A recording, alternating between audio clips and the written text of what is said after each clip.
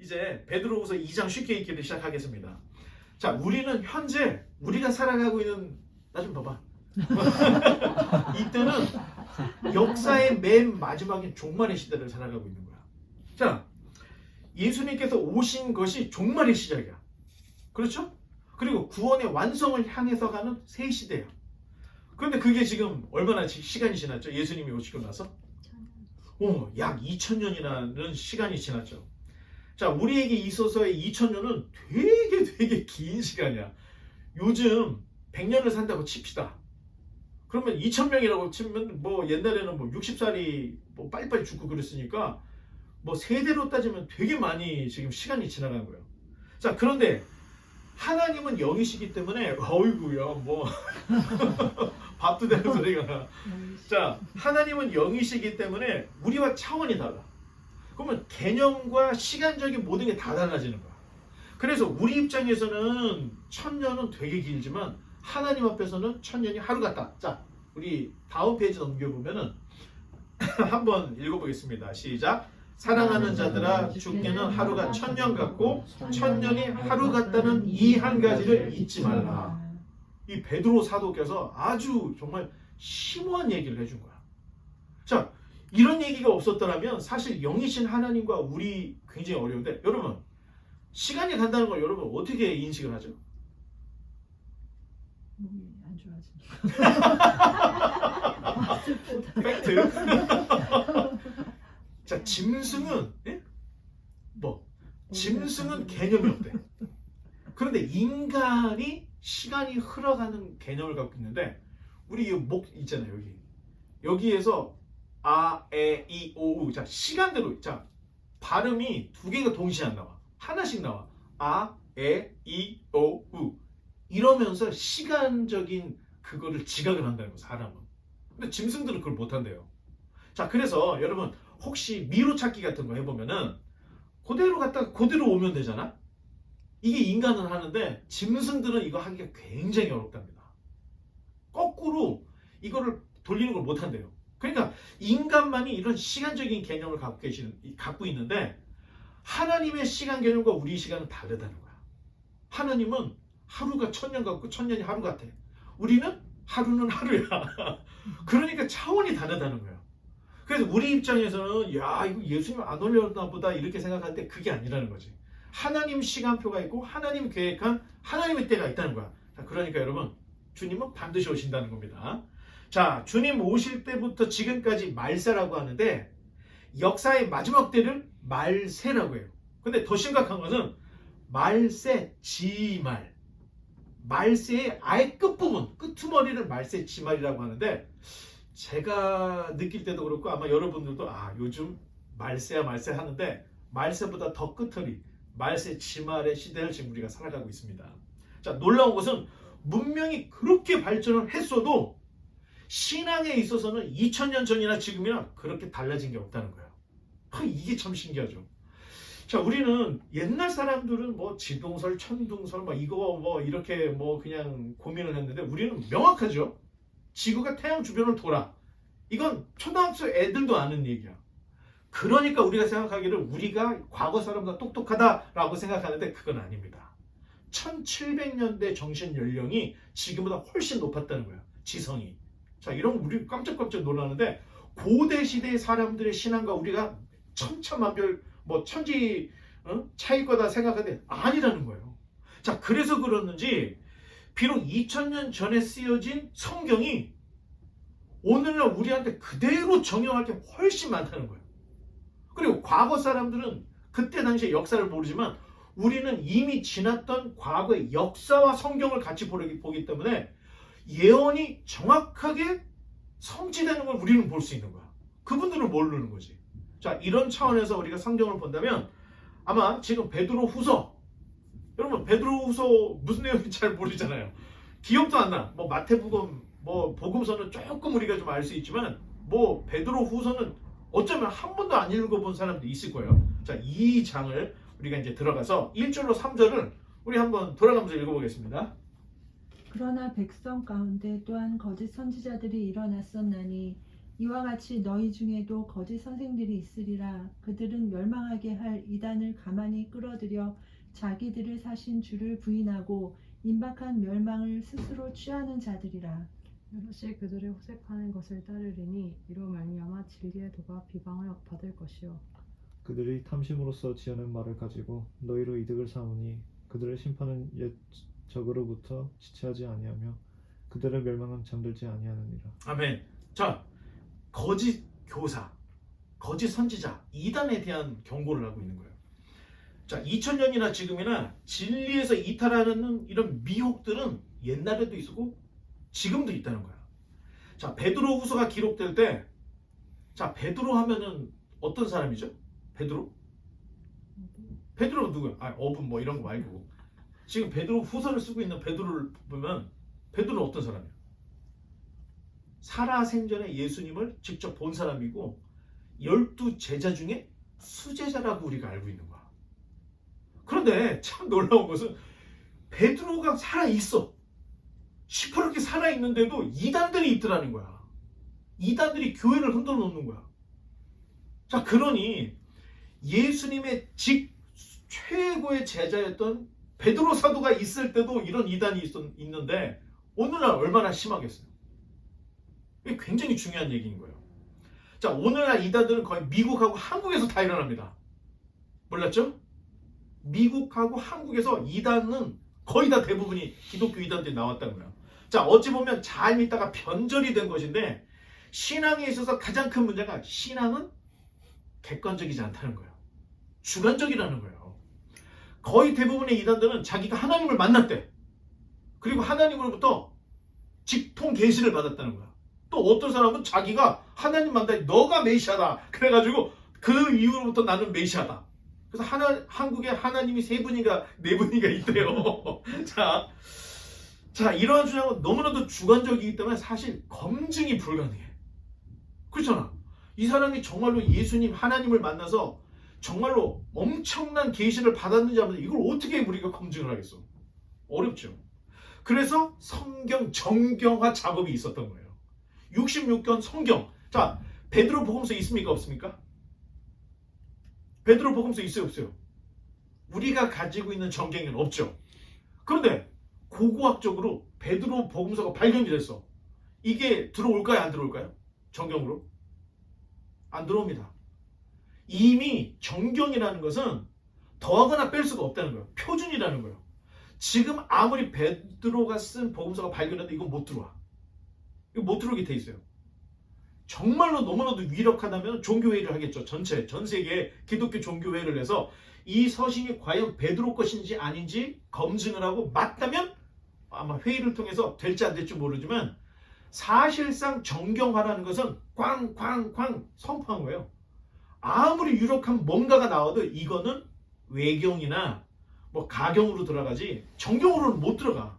그래서 정경화 작업을 해놓은 거예요. 자, 이런 정경화 작업으로 인해서 교리, 교의, 신조가 딱 선포가 된 거야.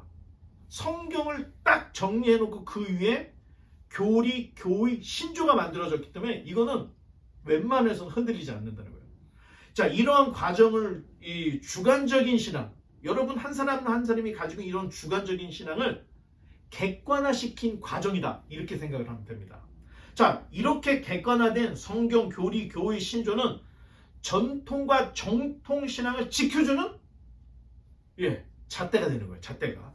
자, 이러한 객관화는 하루아침에 딱 이루어진 게 아니에요. 오랜 시간 연륜과 경험과 학문과 이런 것들로 이루어진 거기 때문에 여러분 신뢰할 만합니다.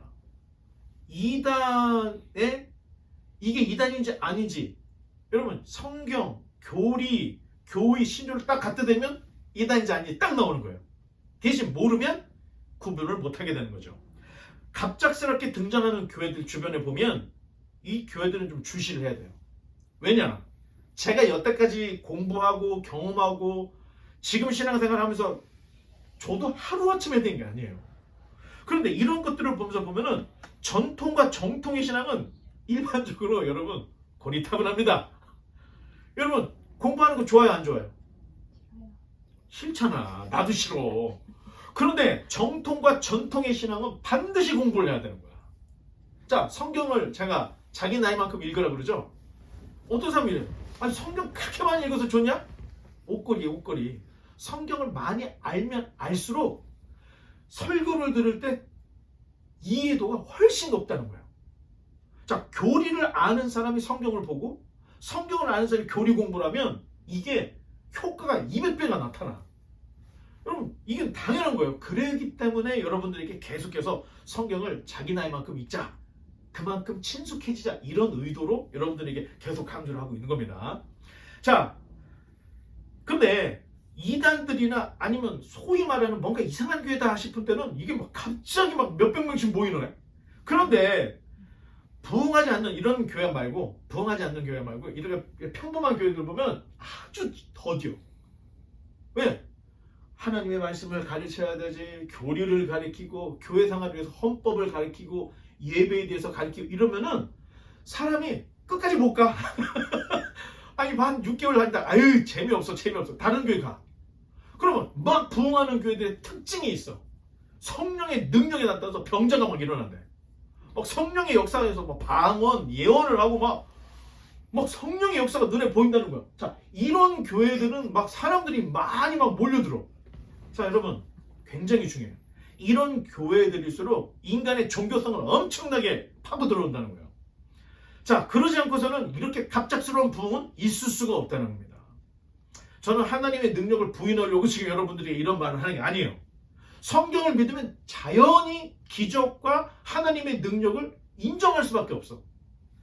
다만 하나님을 사칭한 거짓 기적들, 사기꾼 목사들, 종교장사꾼 이런 사람들을 주의하자는 의미에서 여러분들에게 얘기하는 건데, 성숙한 신앙이라는 것은 거짓을 딱 구분을 할 수 있어야 돼. 자, 뭐 가끔 한 번씩 제가 하는 얘기인데, 전 세계적으로 굉장히 유명했던 사람인데 제임스 랜디. 이 사람의 별명이 어메이징 랜디야. 이 사람이 무슨 일을 했냐? 전 세계에 기적을 일으키는 초능력자들을 초청을 해가지고 그 스튜디오 앞에서 딱 기적을 보여. 그러면 백지수표를 주는 거야. 네가 갖고 싶은 만큼 거기다가 액수를 써서 갖고 가라고 백지수표를 준다. 보여줘. 백지수표. 내가 원하는 만큼 돈을 가져갈 수 있는 백지수표를 보여주고 딱 놓고, 자, 당신이 한다는 기적을 보여주십시오. 이 사람은 뭐냐면 누가 생각하는 그 페이지를 딱 넘긴다는 거야. 근데 안 되죠. 그러면서 다 극적점서 우리 집에서는 됐는데 여기서는 안 됐는데 다 가. 여러분, 이 랜디가 내놓은 이 백지수표를 가진 사람이 단 한 사람도 없다는 거야. 단 한 사람도. 수많은 종교인들, 무속인들, 초능력들 다 초대했는데 그 중에 응했던 사람들 중에 단 한 사람도 된 사람이 없어. 그리고 자, 이 스튜디오가 좀 발전했던 것 같아.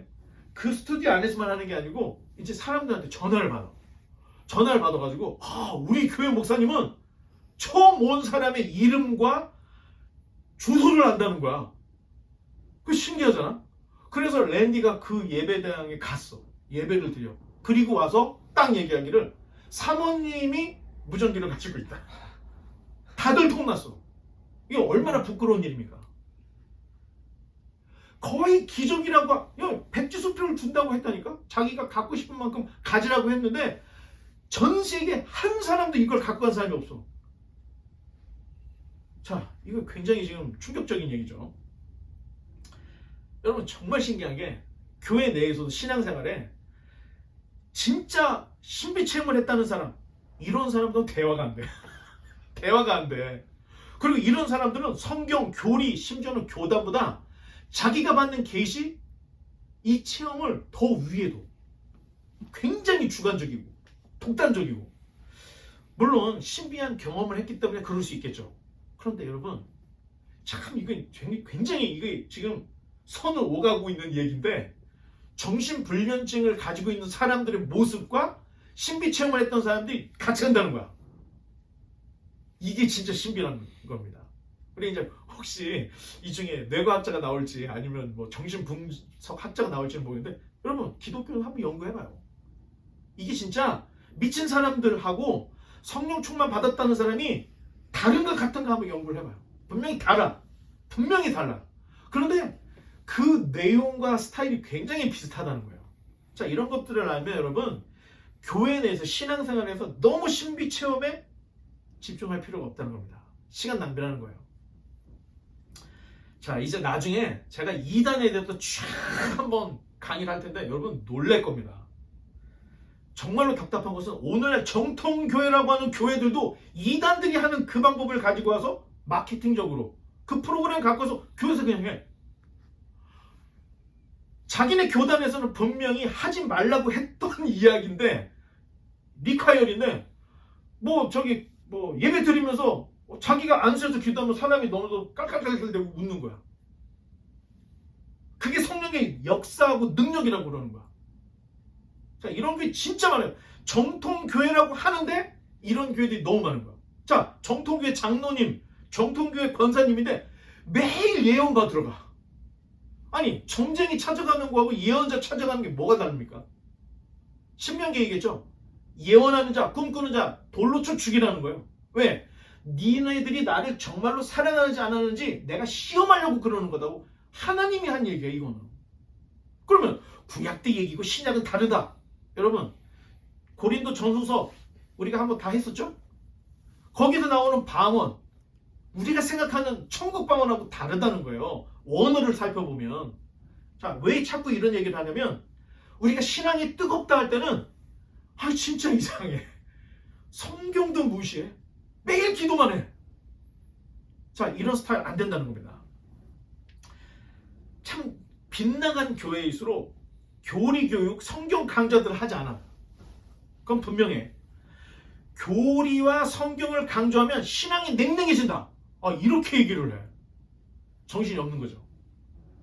아주 제가 못되게 얘기하면 가르칠 능력이 없는 겁니다. 왜? 사람은 자기가 알고 있는 것을 말하게 돼 있고 자기 수준만큼 얘기하게 돼 있는 거야, 사람은. 아니, 성도들이 저기 신앙이 약하니까 내가 그냥 초등학문으로 내려가서 가르치겠다. 이게 안 되는 겁니다, 여러분. 공부를 하면 할수록 객관적인 이야기를 하게 되고 누구나 납득할 수 있는 신앙을 얘기하게 된다는 거예요. 이게 교만의 차원. 아, 저 목사만 잘 정상이고 다른 목사님들이 이상하다는 얘기인가? 여러분, 교만의 차원이 아니에요. 저는 정말로 랜디처럼, 어메이징 랜디처럼 목사들도 좀 검증을 좀 해야 되지 않을까? 점수, 신학교 나온 점수 갖고 말고 그 사람이 정말 어떻게 행동하고 무엇을 설교를 하고 있는지 한번 보자는 거예요. 내 생각에는. 자, 성경 강좌를 할 때마다 듣는 피드백이 있어요. 이거 진짜 놀라운 거야. 우리 교회에서는 왜 이런 걸 한 번도 못 들어봤지? 다 이런 얘기를 해. 난 이게 진짜 충격인 거예요. 자, 목사가 바뀌지 않으면 절대 교회는 바뀌지 않고 교회가 바뀌지 않으면 기독교는 바뀌지 않습니다. 자, 오늘 본문에 나오는 거짓 선지자 이단들은 사실 그노시스즘 사람들이야. 영어로 나스타시즘이라고 그러죠.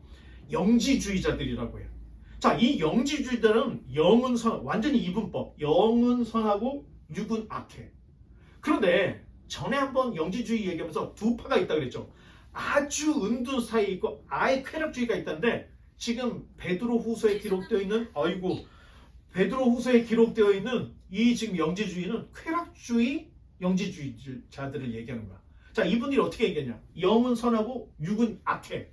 그런데 악한 육체는 욕망이 있다는 거야. 성적인 욕망이 있고 배고픈 욕망이 있고 갖고 싶은 욕망이 있다는 거야. 영지주의자, 야, 다 해. 마치 배가 고픈데 밥을 먹으면 채워지잖아? 성적인 욕구가 있으면 그럼 성적인 욕구를 해소해.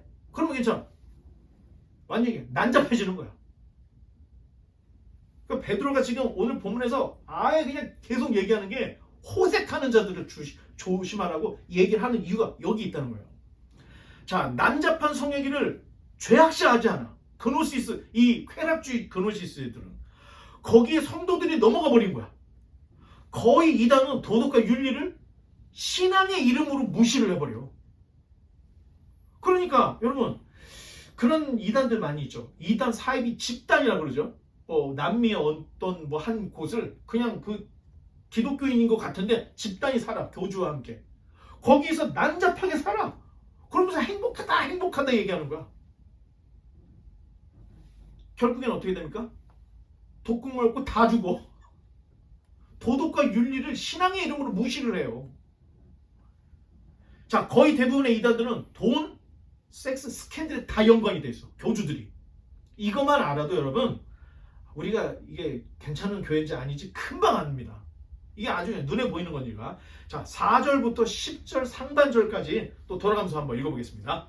하나님이 번제한 천사들을 용서하지 아니하시고 지옥에 던져 어두운 구덩이에 두어 심판 때까지 지키게 하셨으며 옛 세상을 용서하지 아니하시고 오직 의를 전파하는 노아와 그 7 식구를 보존하시고 경건하지 아니한 자들의 세상에 홍수를 내리셨으며 소돔과 고모라 성을 멸망하기로 정하여 죄가 되게 하사 후세에 경건하지 아니할 자들에게 본을 삼으셨으며 무업한 자들의 음란한 행실로 말미암아 고통에 당하는 의로운 롯을 건지셨으니 이는 이 의인이 그 중에 거하여 날마다 저 불법한 행실을 보고 들으므로 그 의로운 심령이 상함이라.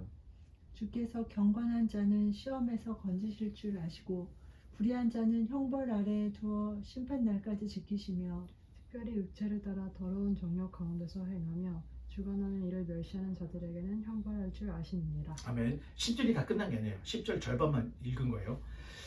자, 재미있는 게 가로가 있었죠, 아까. 가로는 무슨 의미라 그랬죠? 우리 성경에서? 그럼 알아야 돼요. 중요 사본에는 없다는 거야. 후대에 누군가가 괄호를 넣었다는 거야. 그래서 괄호 표시를 해놨다는 거야. 그러니까 이런 것들을 여러분 알면 되고, 동그라미는 뭐죠? 문단이 바뀐다. 이런 의미가 다 있습니다. 이런 걸 알고 읽으면 헷갈리지 않습니다. 4절에 자, 지옥 얘기 나오죠. 자, 범죄한 천사들을 지옥에 던졌다. 이게 의역입니다. 사실은 지옥이라고 안 돼 있어요. 헬라어로는. 원래는 타르타로, 깊은 웅덩이라고 돼 있어. 그런데 우리 성경에는 지옥이라고 의역을 해놨어요. 자, 번역 성경의 단점이 의역이 굉장히 많다는 거예요. 자, 특히 지옥이 그런데, 자, 이 단어가 감옥인지, 깊은 웅덩이인지, 구덩이인지, 아니면 진짜 지옥 또는 음부, 무적행인지 정확하게 알고 있어야 성경을 읽을 때 여러분 오해를 하지 않게 됩니다. 여기에서의 깊은 구덩이는 범죄한 천사들을 심판절까지 가두어 두는 그런 곳이라고 이 얘기를 하고 있죠. 지옥이 아니야. 깊은 웅덩이야. 타르타로. 자, 아직 판결을 받지 않은 미결수, 그러니까 재판을 받지 않았어. 하나님에게는 어떻게 됐죠? 시간 개념이? 하루가 1000년, 1000년이 하루야. 어제 범죄한 천사들을 바로 하지 않고 잠깐 감옥에 가도 그게 깊은 웅덩이라는 거야. 자, 이렇게 이해를 해야지. 이걸 지옥에 뒀다? 아니, 그럼 천사도 지옥에 가냐? 이상하게 해석이 되는 거예요. 그래서 정확하게 알아야 됩니다. 자, 여기에서의 깊은 그 구덩이는 범죄한 천사들을 심판전까지 가두어 두는 곳이고, 아직 판결을 받지 않은 미결수 천사들이 있다는 거야. 그래서 요한계시록에 보면은 무조갱이 나오잖아. 자, 그때까지 지금 그 판결이 아직 결정이 안 된 이런 얘기를 하고 있는 거예요, 지금. 자, 4절, 5절, 6, 7절에 세 가지 얘기를 하고 있는데, 4절에 아무리 천사라도 범죄한 천사는 어떻게 돼요? 죄에 대한 대가를 받는다는 것을 이야기하고 있는데, 하물며 거짓 선지자 이단자들이 어떻게 되겠느냐? 이렇게 비교를 하고 있는 거예요. 자, 5절. 대홍수 심판 때 노아의 경고를 듣고도 회개하지 않은, 경건치 않은 옛 세상 사람들, 그들은 대홍수 기간에 어떻게 되세요? 다 수장돼서 죽었잖아.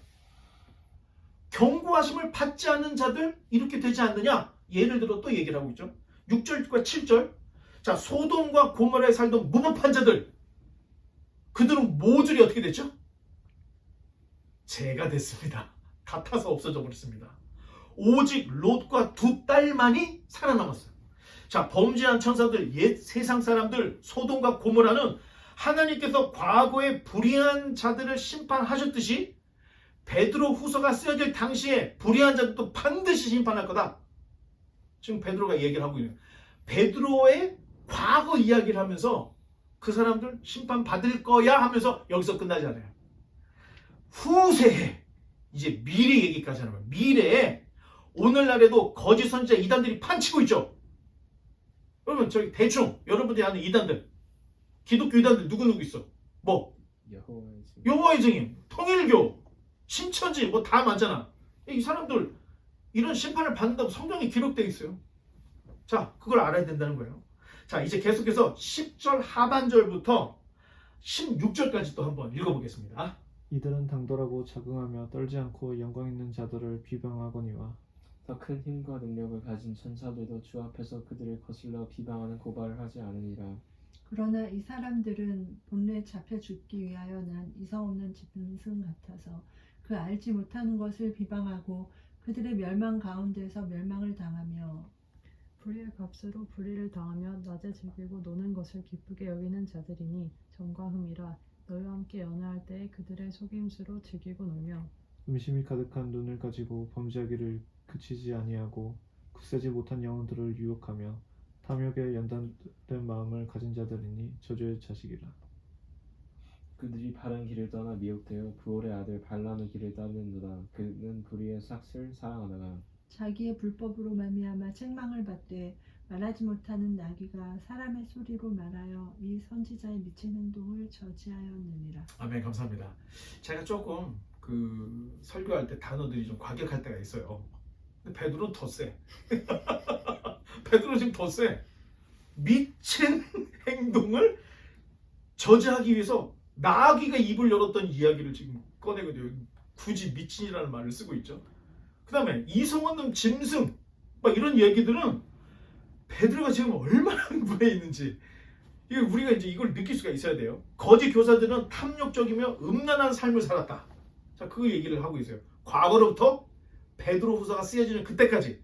자, 베드로 사도께서는 그런 자들을 12절에 잡혀 죽기 위하여 난 이성 없는 짐승 같은 자들이라고 이렇게 아주 강한 어조로 강한 용어로 지금 경고를 하고 있습니다. 자, 무식하면 용감하다는 말 있죠. 아니, 천사들도 함부로 말하지 못하는 믿음의 사람들을 뭐 이런 사람들은 막 떠들고 막 욕을 하고 그런다는 거야. 정신없는 이성 없는 짐승 같은 이들이. 자, 이 말조심 하라는 얘기죠. 자, 주님의 몸된 교회를 막 저주해. 그리고 참된 선지자, 참된 스승들을 막 당돌하게 비방을 해버리는 거야. 자, 이래서는 안 된다는 거죠. 자, 제가 비방하는 거는 교회를 비방하는 게 아닙니다. 잘못된 형태, 잘못 가고 있는 것을 비방하는 거지 절대 주님의 몸된 교회를 비방하는 게 아니에요, 여러분. 잘해보자는 얘기로 얘기한 거지. 자, 이들은 일단 직업이 불분명했어요. 참 재밌죠. 낮에 즐기고 노는 것을 기쁘게 여기고 속임수는 물론 음심이 아주 그 음산하고 음욕스러운 마음의 그 눈으로 늘 범죄를 계획하는 자들이다. 베드로가 딱 얘기를 하고 있어요. 자, 우리가 레위기 정결법에서 배운 건데 여러분, 번제, 소제, 화목제, 속죄제, 속건제 이 5가지 이 모든 제사는 어떨 때 드리는 거죠? 그 제사입니다. 언제? 이게 중요해. 부지중에. 나도 모르는 사이에 진 죄가 생각났을 때 하나님께 가서 제사를 드렸던 거야. 그러니까 여러분 되게 중요해. 반복적이고 계획적이고 습관적인 죄. 자, 반복적인 거는 죄를 져놓고 그 다음에 또 지고 이 반복적인 죄. 또 야, 이거 이렇게 하면 저놈이 혼나겠지 하면서 계획적인 죄. 또 습관적인 죄. 여러분, 이런 죄들은 용서받을 길이 없다는 거야. 내가 선하게 살려고 애쓰다가 부지중에 나도 모르는 사이에 진 죄가 생각이 났을 때 번제를 드리는 거야, 하나님께. 그러니 반복적이고 계획적이고 습관적인 죄는 길이 없어요. 하나님께 용서받을.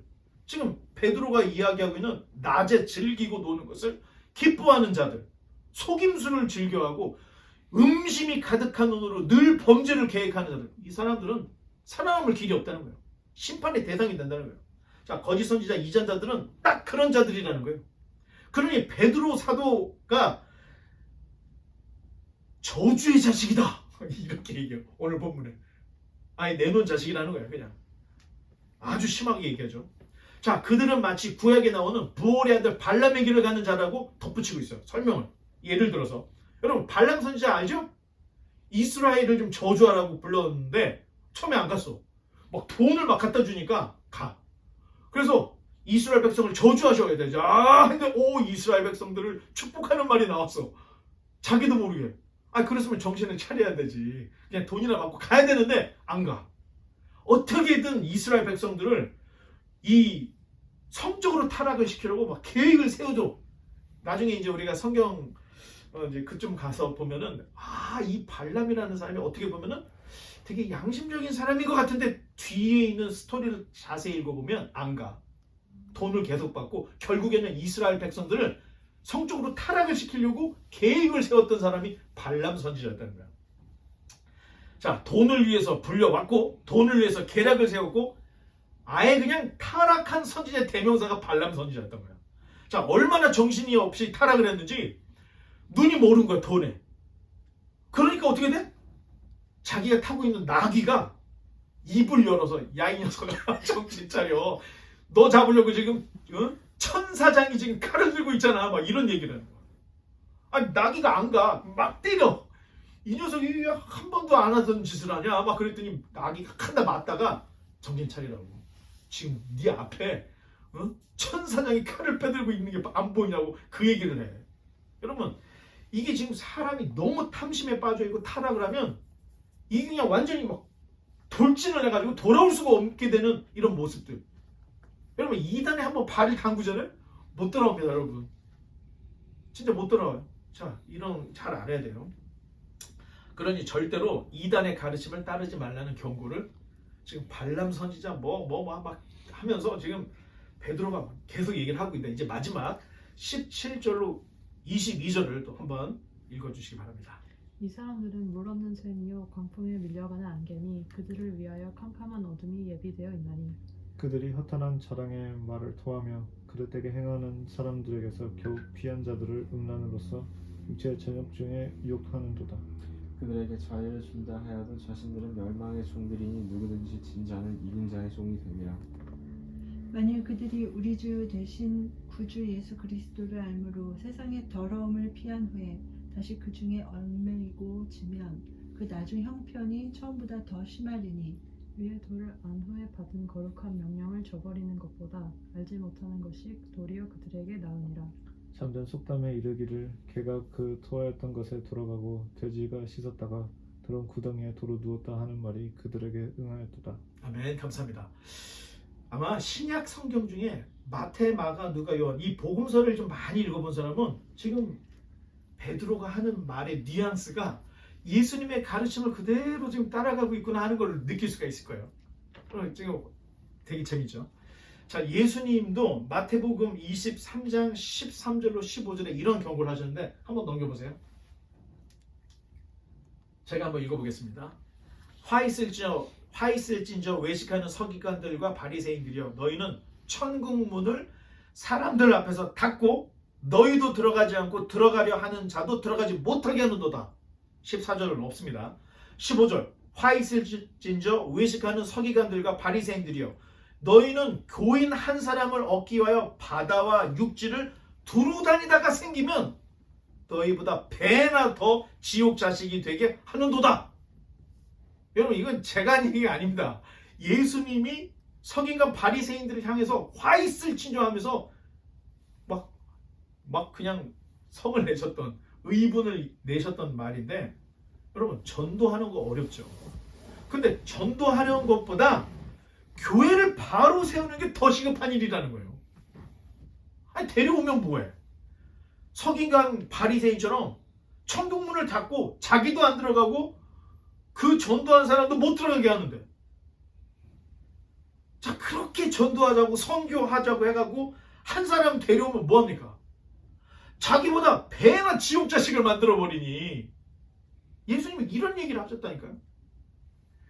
자 저에게 가끔 목사님 어떤 목사님 아세요? 하고 물어보는 분들이 계세요. 그럼 제가 그런 분들에게 죄송하지만 제가 그분을 알아야 됩니까? 그러면 그분들이 물어봤다가 좀 멋져가는데 자 어떻게 들으면 그 목사 참 싸가지 없게 얘기한다. 저한테 그렇게 생각할 수 있습니다. 너무 도도해. 물론 저도 다 아는 게 아니기 때문에 가끔 가다가 스타 목사들, 스타 설교자들의 설교를 한 번씩 들어봅니다. 그런데 제가 그런 그 스타 설교자들의 설교를 들으면서 느끼는 거는 정말 신앙의 동기부여를 명확하게 주는구나. 그리고 주님만을 바라보라고, 주님만을 믿으라고 열심히 외치는구나. 근데 정작 정말로 중요한 믿음이 무엇이냐? 신앙의 대상이 누구냐? 신앙의 ABC가 뭐냐? 정작 이걸 말해주는 목사가 없더라는 거예요. 부를 때 여러분 주님 의지해야 되죠. 여러분 하나님 믿으십시오. 하나님께서 다 이끌어 주시고 동기부여를 계속 주고 막 달궈주는데 정작 뭘 믿어야 되는지, 어떻게 믿어야 되는지, 무엇을 믿어야 되는지는 얘기를 하지 않더라는 거예요. 그럼 한번 연구해봐요. 설교 한번 들어봐요. 마치 군중을 움직이는 군중 연설 같아. 막 가슴을 뜨겁게 하고, 자 그러니 열심히 교회 다닙시다. 오 막 뜨거워져. 교회가 부흥하는 것 같아. 막 여기까지는 되는데 신앙에서 정말로 중요한 핵심 ABC는 빠져있더라는 거예요. 뭐 이제 시간이 좀 많이 가서 끝내야 되겠지만 여러분 혹시 시간 있으면 찰리 채플린의 그 위대한 독재자 그거 한번 보세요. 이 히틀러가 사람들을 어떻게 선동을 하고 움직였는지 어마어마합니다. 그 연설이. 그런데 이게 지금 그 위대한 독재자를 보면 찰리 채플린이 히틀러 역이 돼버리는 거야. 그래서 자기가 히틀러하고 다른 연설을 하는 내용인데 이게 엄청나게 유명한 연설입니다, 여러분. 자, 한번 꼭 보세요. 자, 연설이라는 게 이런 거예요. 하지만 사람들을 움직이고 선동할 수는 있어. 하지만 정말로 중요한 신앙 핵심의 ABC가 빠져 있다는 거예요. 자, 여러분 교회 다니면서 여러분이 여태까지 설교를 들어왔는데 설교에서 하나님이 어떤 분이신가? 왜 예수님이 이 땅에 오셔야 했는가? 그런 거 들은 기억이 있습니까, 여러분? 죄송하게도 저는 감동스러운 예화들은 몇 개 기억이 나는 게 있어. 아직까지. 초등학교 다닐 때 목사님이 이야기해줬던 예화는 기억나는 게 있어. 그런데 설교 시간에 하나님이 어떤 분인지, 또 설교 시간에 예수님이 이 땅에 왜 오셨는지 신앙의 ABC를 정확하게 가르쳐서 그걸로 인해서 신앙이 성장하는 이런 것들은 거의 경험하지 못했습니다. 그 많은 시간 설교를 들었지만 교회 열심히 다니라는 격려, 바른 신앙을 세워주는 설교는 거의 들어보지 못했는데 어쩌면 제가 운이 나빠서 못 들을 수도 있어요. 그런 교회를 못 다녀서. 정말 제발 그랬으면 좋겠습니다. 제가 이상한 교회들만 가서 그런 설교들을 못 들은 거였으면 더 다행이었던 것 같아요. 그랬으면 좋겠어. 근데 현실은 근거 없는 복을 외쳤던 그 설교들이 교회를 이렇게 타락을 시키고 세속화를 시켜놨다는 거예요. 그러니 여러분 반드시 하나님이 설교자가 어떤 설교를 했는지에 대한 심판을 반드시 하게 된다는 거예요. 그러니까 사도 바울이 야 너희들 선생 되려고 하지 마. 선생 되면 일반 사람들보다 더 심판이 커. 아니 사도 바울도 그렇게 얘기를 했습니다. 베드로 사도께서 얼마나 답답했는지 유대 속담까지 인용을 해서 얘기하는 거야. 개가 그 토하였던 것에 돌아가고 돼지가 씻었다가 더러운 구덩이에 도로 누웠다. 이런 얘기를 하면서 죄에 대해서 돌아섰으면 다시는 돌아가지 말아야 되지. 세상에서 탁탁 털고 주님께 나갔으면 다시 돌아가지 말아야 되지. 이런 것들을 얘기해 주기 위해서 유대 속담까지 지금 동원해서 얘기하고 있는 거예요. 예수님 믿었으면 다시는 돌아가면 안 됩니다. 자, 소돔과 고모라 멸망할 때 롯의 딸이 몇 명이었죠? 2명. 2명이 결혼했습니까? 안 했습니까? 했습니다. 소돔 고모라에 사위들이 있었어. 그래서 롯이 사위들아 하나님이 심판하신다니까 가자 했더니 얘네들이 어떻게 해? 좀 정신이 없는 거 아니야 우리 장인어른? 안 갔어. 롯 부인 2 딸만 탈출했던 거야. 자 결국에는 2 사위 어떻게 했죠? 소돔과 고모라에서 재가 돼버렸습니다. 그런데 여러분 여기서 끝나지 않습니다. 롯의 처가 어떻게 됐죠? 뒤를 돌아보지 말으라고 했는데 뒤를 돌아보다가 소금 기둥이 돼버린 거야. 뒤로 돌아가는 거 안 된다는 거예요. 지금 다시 세상으로 가는 거 여러분 불구덩이로 가는 겁니다. 좀 예를 들어서 여러분 생각할 때 이단에 감염이 됐어. 이단 사설에 빠졌어. 내 책임이 아니잖아. 우리 교회가 잘못된 거 아니야? 자, 이렇게 말할 수 있죠. 자, 누군가가 여러분들에게 요즘 셀폰 최신 폰이 뭐지? 뭐 14 나왔나? 뭐 14, 뭐 프로 X 뭐 이거를 반값에 파는 거야. 그럼 여러분이 그걸 샀어. 그런데 나중에 알고 봤더니 나한테 그걸 팔았던 사람이 훔친 물건을 팔은 거야. 자, 형사들이 조사를 하는 중에 이 셀폰이 훔친 물건이라는 걸 알고 이 셀폰을 산 나에게까지 찾아온 거야. 이게 진짜 있는 일입니다, 여러분. 사실 우리는 그 셀폰이 작물, 훔친 물건이라는 걸 모르고 샀습니다. 이게 법정에서 물어보면 이렇게 대답을 해야 되잖아. 자, 왜 셀폰을, 그러면 법정에서 이렇게 질문한다는 거예요. 자, 최신 폰이 반값에 스토어에서 공식적으로 판매가 됩니까 안 됩니까? 물어보는 거야. 그거 안 되죠. 그러면 셀폰을 반값에 구매한다고 할 때는 문제가 있다고 생각됩니까? 안 됩니까? 이건 판사가 물어본다는 거예요. 글쎄요? 이렇게 물어보죠. 이 가격에 셀폰을 살 수 있는 것은 훔친 물건이나 하자가 있는 건데 하자가 있다고 생각해서 샀습니까? 안 사겠습니까? 절대 안 사지. 하자가 있는데 왜 사? 그렇다면 가능성은 훔친 물건일 수 있다는 가능성 알고 반값에 샀다는 게 이걸 판사가 물어본다는 거예요. 여러분 이단들 아까 얘기했죠. 그노시스 쾌락주의 그노시스 우리 교회가 이상하게 옷 벗고 막 춤춰. 우리 교회가 남들이 안 하는 것을 막 해. 아 그러면 이성을 가졌으면 이거 이상하구나 알아야지. 같이 빠져서 즐기고 그 안에 있었기 때문에 여러분 하나님 앞에 저 몰랐는데요. 이게 안 통한다는 거예요. 자 예를 들어서 제가 이렇게 얘기를 했던 겁니다. 거짓 선지자 이단들은 늘 달콤한 것을 유혹을 해요. 이 안에 들어오면 취직시켜줄게. 이 안에 들어오면 먹고 사는 문제 해결됩니다. 결혼 못했어? 들어와. 국제결혼 시켜줄게. 다 달콤한 얘기를 한다는 거예요. 그러면서 하는 얘기가 야 그까지 순결이 뭐가 됐으냐. 이단들이 이런 얘기를 한다니까. 이거 한번 먹어봐. 눈이 맑아져. 이 이단들 누구도 보는 사람이 없으니까 괜찮아. 우리끼리만 있어. 자 그럴듯해 보이지만 결국은 베드로가 얘기한 흠과 점 개돼지가 되는 겁니다. 되돌아간다는 것 유혹에 빠진 것 몰라서 그랬다고 변명할 수가 없다는 거야. 하나님 앞에서. 그러니 우리의 신앙생활은 정확하게 성경을 중심으로 성경을 가르친 교리, 교의, 신조 여러분 이게 신앙의 ABC예요. 이걸 무시하고는 다 자기 주관적인 신앙에 빠져서 격길로 가게 된다는 겁니다. 이제 말씀의 결론을 맺겠습니다. 바른 신앙, 참된 믿음은 그냥 되지 않습니다. 여러분 쉽게 얻는 것은 여러분 그 유명 브랜드 뭐가 있어? 프라다? 또 뭐가 있지? 뭐 샤넬 이걸 정말로 막 엄청 싸게 샀어. 그러면 가능성이 있죠? 짝퉁입니다. 가짜예요. 가짜. 짝퉁인가 그렇게 싼 거야. 그리스도의 형상 하나님의 형상을 닮은 성도들은 훈련으로 되는 겁니다. 하루아침에 안 된다는 거예요. 시간이 들어가야 되고 또 기간이 들어가야 돼. 그래야 조금씩 변하면서 성화까지 갈 수가 있다는 겁니다. 자 잊지 말아야 할 것은 여러분 지름길이라는 건 없다는 겁니다. 혹시 여러분 천루역정 보셨죠? 꼭 천루역정의 크리스찬이 지름길로 갔다가 잘못된 길로 가잖아.